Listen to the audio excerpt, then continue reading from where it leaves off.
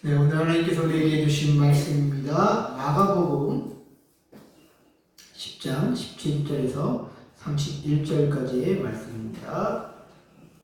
예수께서 길에 나가실새 한 사람이 달려와서 꿇어 앉아 묻자오되 선한 선생님이여 내가 무엇을 하여야 영생을 얻으리이까? 예수께서 이르시되 내가 어찌하여 사람을 끊느냐 하나님은 그에게 선하가 없느니라. 내가 계명을 하나니 살인하지 말라, 가늠하지 말라, 도둑질하지 말라, 거짓 증언하지 말라, 속여 빼앗지 말라, 내 부모를 공경하라 하였느니라. 그가 선생님이여 이것은 내가 어려서부터 다 지켰나이다. 예수께서 그를 보시고 사랑하사 이르시되 내게 아직도 한 가지 부족한 것이 있으니 가서 내게 있는 것을 다 팔아 가난한 자들에게 주라. 그리하면 하늘에서 보화가 내게 있으리라. 그리고 와서 나를 따르라 하시니. 그 사람은 주님이 알고 이 말씀을 들으며 믿으시고 근심하며 갑니다. 예수께서 둘러보시고 제자들에게 이르시되 재물이 있는 자는 하나님의 나라에 들어가기가 심히 어렵도다 하시니. 제자들이 그 말씀에 놀라는지라. 예수께서 하시기를 이르시되 이르라 하늘의 나라에 들어가기가 얼마나 어려운지. 낙타가 바늘 귀로 나가는 것이 부자가 하나님의 나라에 들어가는 것보다 쉬우니라 하시니. 제자들이 매우 놀라 서로 말하되 그런즉 누가 구원을 얻을 수 있는가 하니. 예수께서 그들을 보시며 이르시되 사람으로는 할 수 없으되 하나님으로는 그렇지 아니하니 하나님으로서는 다 하실 수 있느니라. 베드로가 여쭈어오되 주옵소서 우리가 이 모든 것을 버리고 하나님이라. 예수께서 이르시되 내가 진실로 너희에게 이르노니 나와 복음을 위하여 집이나 형제나 자매나 어머니나 아버지나 자식이나 전토를 벌인 자는 현재에서 집과 형제와 자매와 어머니와 자식과 전투를 뵙게나 하되 박해를 경하여 받고 내세에 영생을 받지 못할 자가 없느니라. 함께 읽겠습니다. 그러나 먼저 된 자로서 나중되고 나중된 자로서 먼저 된 자가 많으니라. 아멘. 예, 오늘 말씀은 신앙생활은 하는 것보다 버리는 것이라는 제목을 가지고 여러분들과 말씀을 나누고자 합니다. 여러분들 질문 하나 하고 시작하겠습니다. 테니스, 탁구, 야구, 골프 등 이렇게 스윙이 들어가는 운동들에서 중요한 것이 뭔지 아십니까? 스윙이 들어가는 운동들. 힘을 빼고 치는. 맞습니다. 스윙을 운동하는 사람들, 지도하는 사람들 보면 대부분 얘기를 하죠. 힘을 빼라고 말입니다. 이런 류의 운동들은 임팩트 순간이 이제 가장 중요하게 여기죠. 그죠? 그래서 정확한 임팩트를 하기 위해서 그 필요한 순간, 즉 공을 맞추는 그 순간 최대한 힘을 줘야 하기 때문에 그 이전 동작에서는 불필요한 어떤 힘을 다 빼야 된다고 이야기를 합니다.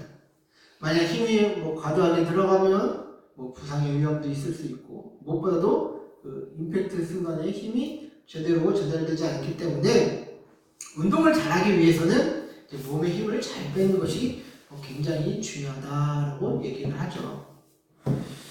저는 어릴 적에 그 모형으로 만든 그 글라이더라는 비행기가 있었습니다. 그거를 굉장히 날리고 싶었는데 그래서 이제 열심히 만들어서 이제 친구랑 같이 그것을 밖에 나가서 이제 날리러 밖으로 나갔습니다. 그런데 이제 제가 날리는 비행기는 던지면 떨어지고 던지면 땅에 떨어지고 계속 이러는 것입니다. 그럴수록 더 화가 나니까 친구보다 더 친분이 없어서 굉장히 잘 날리고 있었거든요.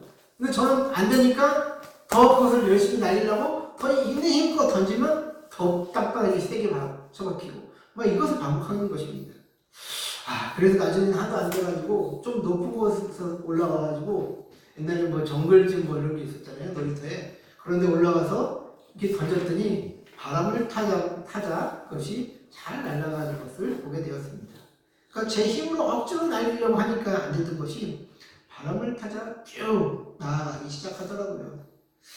예수님을 믿고 따르고 또 신앙생활하는 것도 우리 힘을 빼고 이렇게 바람을 타는 것과 같지 않나 싶습니다.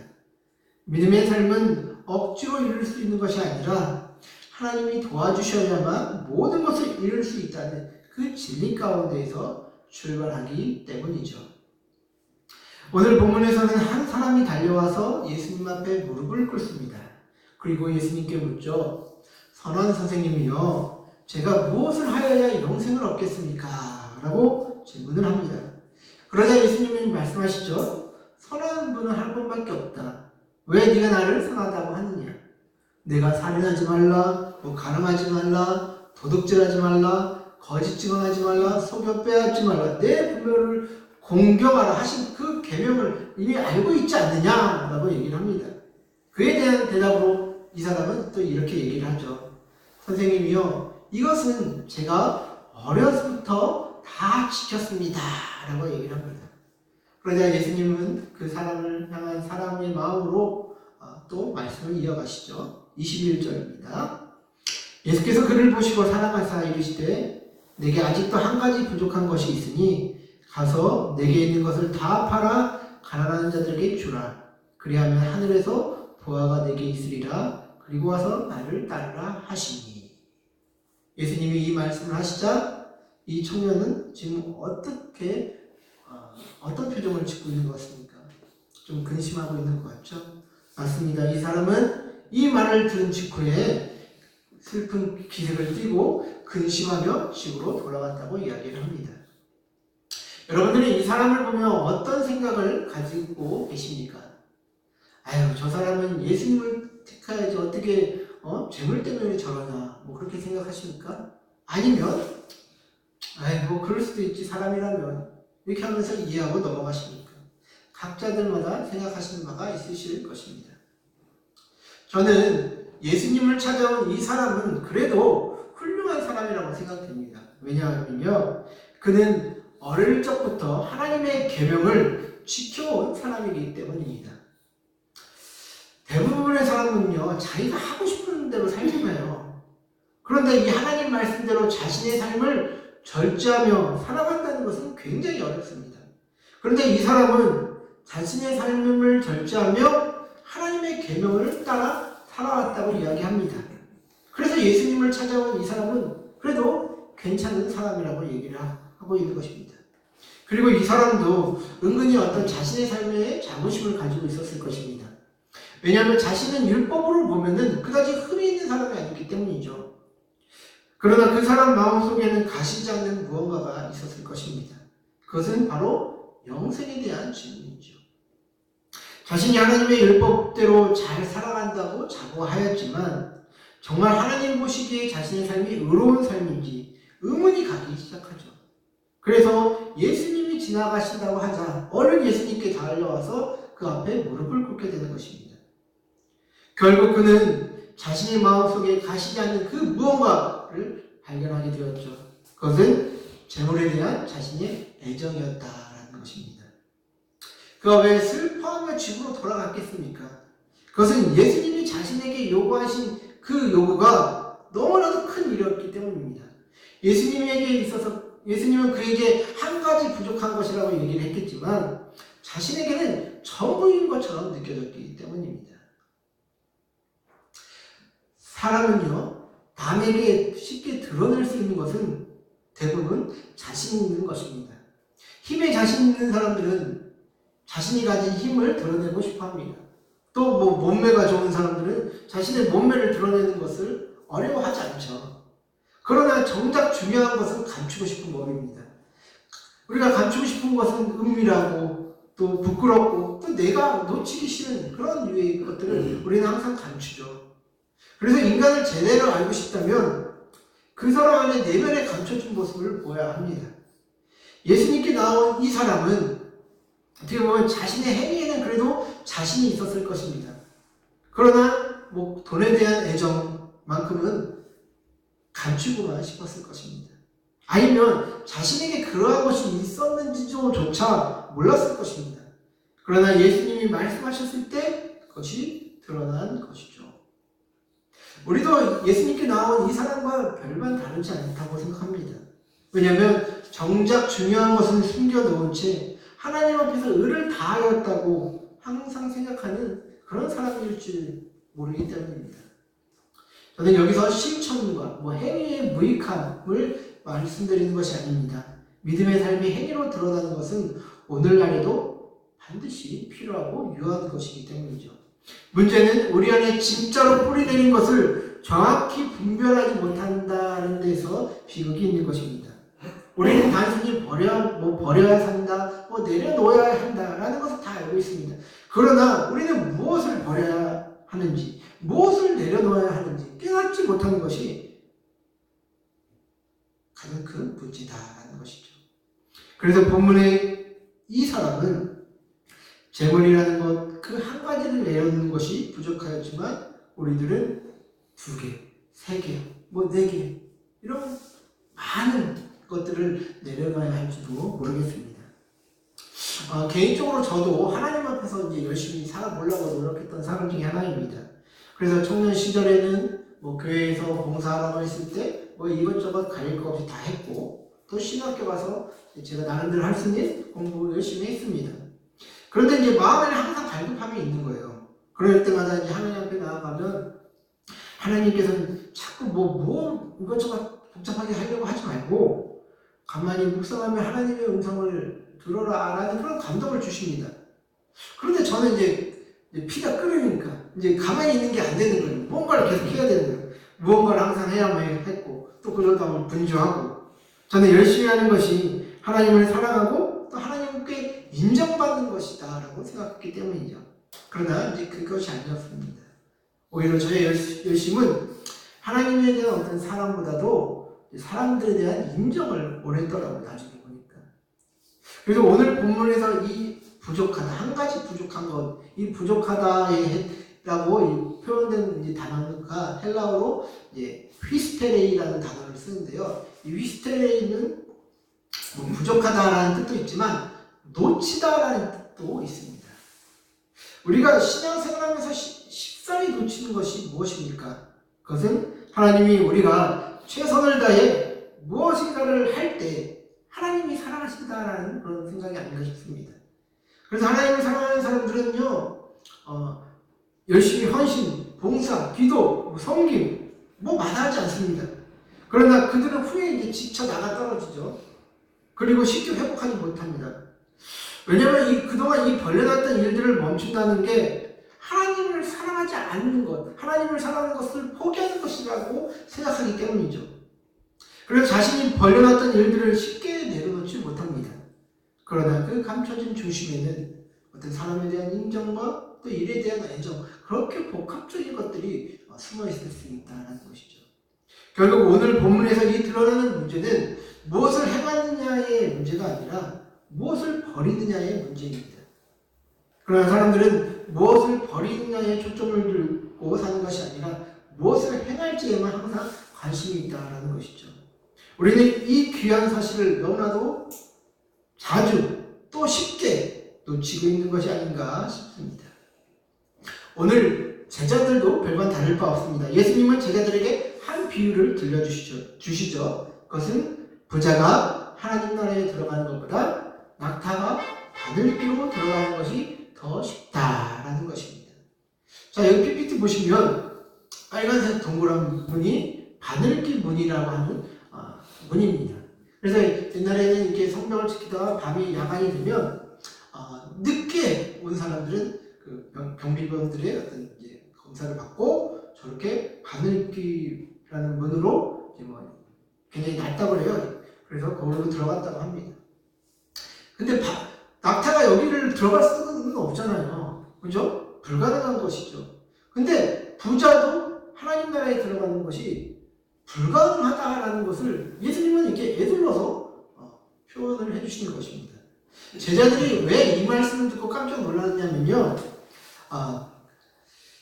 예수님 시대의 부자들은 어떻게 보면 하나님께 복을 받은 자들의 상징이었습니다.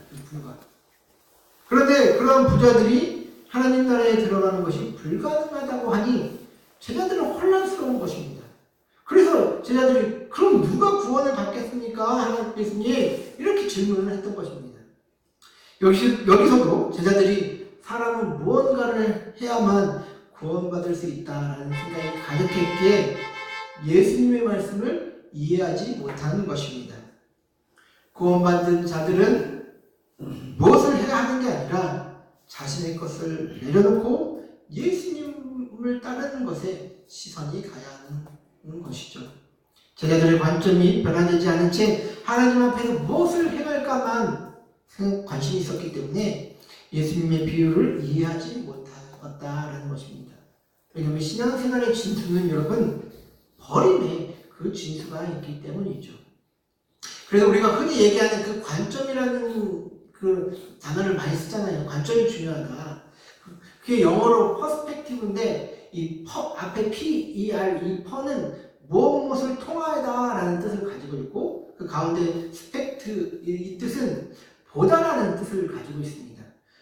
즉 어떤 안경을 끼고 보느냐에 따라 다르다라는 것이죠. 우리가 하나님의 사랑을 받고 또 하나님의 일을 한다고 할 때 우리는 무엇을 먼저 해야 할까라는 것만 생각을 합니다. 그러나 하나님은 무엇을 할지가 아니라 먼저 무엇을 버릴까를 우리가 생각하기를 원하십니다. 그래서 자기 십자가를 지고 날마다 그 길을 걸어간다는 것은 버리는 일 아니겠습니까? 내가 무엇을 하는 게 중요한 것이 아니라. 왜냐하면 나의 것을 버리지 않고는 절대 성장도 없고 발전도 없기 때문이죠. 과거 이제 우리나라 축구 국가대표였던 그 이천수 선수가 2002년도에 있었던 일들을 얘기한 것을 한번 본 적이 있습니다. 그때 히딩크가 와가지고 우리나라의 어떤 축구의 어떤 발전에 있어서 많은 역할을 했잖아요. 저도 그때가 기억이 나는데 그때 우리나라 사람들 대부분 생각했던 생각이 우리나라 대표 선수들은 이제 체력은 괜찮은데 기술이 부족하다라고 이렇게 많이들 얘기를 했었어요. 그러나 이제 히딩크는 우리나라 선수들 기술은 세계적인 수준이다. 체력을 훈련을 해야 된다. 그래서 체력 훈련 엄청 시켜주지 않았습니까? 그리고 보통 우리나라 이제 이천수가 얘기하길 우리나라가 뭐 이렇게 체력 운동을 하고 이렇게 이제 운동 처음에 운동 시작할 때 운동장 몇 바퀴 뛰고 그냥 바로 이제 게임을 뛰고 이랬는데 그 이제 체계적인 어떤 이제 체력 훈련과 그다음에 이제 육상 훈련 그 폼을 처음에 이렇게 익히도록 했다고 하더라고요. 그러니까 실제로 더 빨라지고 또 체력도 지치지도 않고 그러니까 이게 자신감이 이제 붙어가지고 외국 애들이랑 이렇게 게임을 해도 밀리지가 않으니까 그래서 자신들이 4강 갈 수 있었던 것이 그냥 우연이 아니라 진짜 어떤 이제 한 사람의 지도자의 어떤 그런 역량을 잘 따라가고 우리나라의 어떤 그런 관점이 바뀌니까 이제 축구에 있어서 발전을 할 수 있었다라고 얘기를 하더라고요. 중요한 것이 우리 신앙생활도 변화가 없는 것이 관점이 변화되지 못했기 때문이죠. 신앙생활은 하는 것보다 더 중요한 것이 버리는 것이기 때문이죠. 우리의 내면에 놓지 못하고 있는 그 욕심들 버려야만 변화됩니다. 변화되지 못하면 멈춰 있습니다. 멈춰 있으면 언젠가는 도태되기 때문입니다. 예수님은 오늘 본문 31절에서 이렇게 말씀을 하시죠. 그러나 먼저 된 자로서 나중되고 나중된 자로서 먼저 될 자가 많으니라.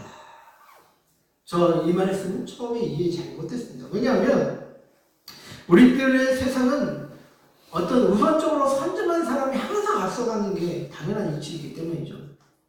그리고 한 번 선점한 자리는 거의 바뀌지 않습니다. 세상의 법칙은 먼저 앞선 자가 더 많은 것을 가질 수 있는 것이 이 세상의 법칙입니다. 그러나 하나님의 법칙은 버릴 때 먼저 될 수가 있다는 것입니다. 그 이유는 버려야지만 하나님의 새로운 법들이 우리를 지배하게 되기 때문이죠. 현대인의 질병 중에 저장증후군이라는 어떤 질병이 있다고 합니다. 이 질병은 이제 강박장애의 한 일환으로서 습관적인 어떤 전략 또는 어떤 취미로 수집하는 것과는 별개로 이 저장한 물건들을 통해서 이제 안락함과 편안함을 느낀다고 합니다. 그래서 아직 이 병에 대한 정확한 원인은 밝혀지지 있지만 이 인간의 이 뇌의 전두엽 부분에서 아마 손상이 있지 않을까라고 이제 학자들은 추측한다고 합니다. 주목할 점은 뭐냐면 대부분의 사람들이 이제 언젠가는 쓸모 있겠지, 언젠가는 쓸모 있을 거야 하면서부터 이제 물건을 저장하고 이 저장을 통해서 예기치 못한 상황이 준비되었다고 안심하면서 이제 잘못된 삶의 패턴에 빠지기 시작한다라는 것이에요. 그래서 이제 어르신들 보면 젊었을 때는 정말 학식 있고 멋져 보였던 노인들이 나이대로 자꾸 뭘 가져오고 쌓아놓고 하는 것이 이런 패턴에서부터 시작돼서 질병이 된다는 것입니다. 저는 우리의 신앙생활도 이런 어떤 잘못된 패턴에 의해서 신앙의 고착화가 일어난다고 봅니다. 그것은 우리가 하나님 앞에 자꾸 무엇을 해야만 한다는 생각입니다. 처음에는 감사하는 마음으로 시작하였다가 그것이 습관으로 걷고 내가 이렇게까지 했는데 하나님이 도와주시지 않느냐라고 하는 사람들을 종종 보게 됩니다. 그것은 잘못된 신앙적 패턴에 의해서 자신이 하나님을 규정해 놓은 사례가 아닐까요? 저와 여러분들도 여기에서 자유로울 수 없다라고 저는 생각이 듭니다. 버리지 못하면 새로운 것을 채워줄 수 없고 비우지 못하면 또 깨끗한 물이 담길 수 없죠. 하나님은 우리를 사랑하시기에 너의 욕심을 버려라, 너가 추구하는 것을 내려놓으라 라고 말씀하십니다. 그러나 우리는 삶의 패턴과 어떤 세상의 법칙들을 계속 고수하며 더욱더 그것을 움켜쥐려고만 하지 않겠습니까? 우리가 놓치고 있는 그 부족한 한 가지는 무엇입니까? 베드로가 오늘 말씀 보시면 베드로는 예수님께 말합니다. 자신들은 모든 것을 버리고 주님을 따랐다라고 말합니다. 그래서 예수님은 그러한 자들에게 주실 복을 오늘 29절과 30절에서 말씀하고 계신데요. 한번 보시면요. 예수께서 이르시되 내가 진실로 너희에게 이르노니 나와 복음을 위하여 집이나 형제나 자매나 어머니나 아버지나 자식이나 전토를 벌인 자는 현세에 있어 집과 형제와 자매와 어머니와 자식과 전토를 100배나 받되 박해를 겸하여 받고 내세의 영생을 받지 못할 자가 없느니라. 자, 여기서 보시면 예수님과 복음을 위하여 어떤 사물 아니면 사람 또 어떤 물질 그런 것들을 버린 자들은 현세에 있어 박해를 겸하여 100배나 받고 또 내세에 구원받지 못할 자가 없다라고 말씀하고 계십니다. 자, 이 말씀에 있어서 우리는 100배를 받는 것에 초점을 맞추고 항상 얘기했습니다. 그러나 여기는 100배 받는, 복을 받는 것보다 더 중요한 것이 버리는 것이 더 초점이 있는 것입니다. 예수님과 복음을 위하여 내려놓는 자들은 박해를 경험하지만 그 후에는 어떻게 보면 하나님께서 복을 주실 것이라는 것으로 해석할 수 있다는 것이죠. 내려놓지 않고 어떻게 하나님께 받을 수 있는 복은 없습니다. 어떤 자신의 이기심, 어떤 자신 사랑하는 어떤 애정, 욕심 등 지독한 자기 사랑의 뿌리에서 뿜어져 나오는 이런 것들을 버리지 않는다면, 그것을 내려놓지 않는다면 우리는 하나님께 받을 수 있는 것이 없다는 것이죠. 이렇게 자기 사랑에서 뿜어져 나오는 이런 것들이 정말 우리의 삶에 복잡하게 얽혀져 있지만 예수님과 복음 때문에 그것을 하나씩 내려놓는 자들은 하나님께서 그것에 대한 보답을 해주실 것이다 라는 것이죠. 즉 버리는 자들만이 얻을 수 있는 축복은 새로운 것으로 받게 되는 축복입니다. 여러분들 11월의 나무는요, 그들이 붙잡고 있던 모든 나뭇잎들을 떨쳐버리기 시작합니다. 왜냐하면 새로운 열매들을 맺기 위해서 자신들이 붙잡고 있던 것을 내려놓아야 하기 때문이죠. 마찬가지로 성도들도 자신이 붙잡고 있는 것을 내려놓아야 하나님께서 주시는 것을 받을 수 있습니다. 내가 가진 것보다 하나님이 주시는 것이 더 좋기 때문이죠. 21세기 교회 연구소와 목회 데이터 연구소가 예수 믿는 청년들 700명을 대상으로 설문조사를 했다고 합니다. 그 중에 40.4%가 이런 대답을 했다고 합니다.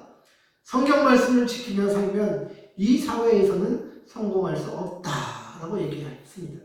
또 7명 중에 61%가 성경 말씀을 지키며 사는 사람은 내 주위에는 별로 없는 것 같다라고 얘기했습니다. 이 데이터가 무엇을 얘기합니까?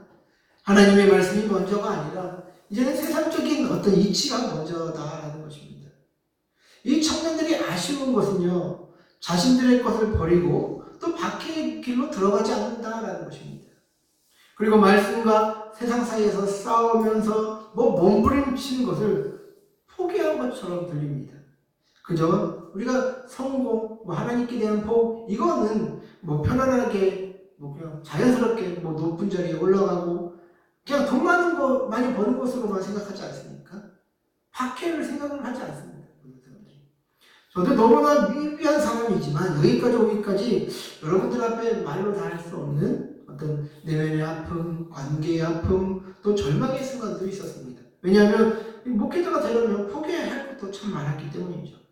그리고 지금도 하나님 앞에서 부족한 것 한 가지, 아니 그 이상의 것들을 깨닫게 해주셔서 버릴 수 있도록 해달라고 몸부림치고 있습니다. 왜냐하면 그 길이 망하는 길이 아니라 더 복을 받고 사는 길임을 저는 알기 때문이죠. 오늘 본문에서 예수님을 찾아온 이 한 사람은 한 가지 부족한 것 때문에 예수님을 따르지 못했다라고 얘기가 나와 있습니다. 이후에 어떻게 됐는지는 모르겠습니다. 그렇다면 여러분들에게 있어서 부족한 것은 무엇이 있으십니까? 하나님은 오늘도 여러분들을 사랑하심으로 말씀하십니다. 너희가 붙잡고 있는 것이 무엇이냐고 말입니다. 여러분들의 마음을 강하게 붙잡고 계시는 것이 무엇입니까? 다른 사람에게 은밀하게 말하지 못하는 것이 무엇입니까? 아까 우리 장로님하고 잠깐 얘기하다가 그런 말씀을 하시더라고요. 자기 친구 중에 이제 어머니가 이제 돌아가셔서 하나님을 그렇게 원망하면서 나중에 그분도 이제 신앙생활 하셨던 분인데 이제 안 하고 이제 암 때문에 돌아가셨다라고 얘기를 하시는데, 근데 우리 삶에 그런 일들이 참 많잖아요. 정말 이걸 함부로 얘기할 수는 없지만 정말로 하나님 입장에서는 우리들이 정말 이 괴로운 세상을 떠나서 자기 품에서 안식받고 위로받는 것이 어떻게 보면 더 유익한 것일 수도 있습니다.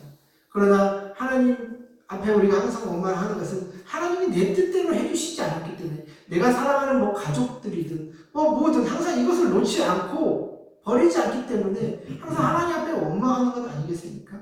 그래서 우리는 항상 하나님 앞에 이 부족한 것들 때문에, 이 내가 놓치고 있는 것들 때문에 하나님을 제대로 알지 못하는 것이 아닌가라는 생각이 듭니다. 사랑하는 성도 여러분, 우리의 신앙생활은 하나님 앞에 무엇을 했다고 드러내는 것이 아니라 예수님과 동행하시면서 하나씩 버리는 것이 우리의 신앙생활이 아닌가 싶습니다.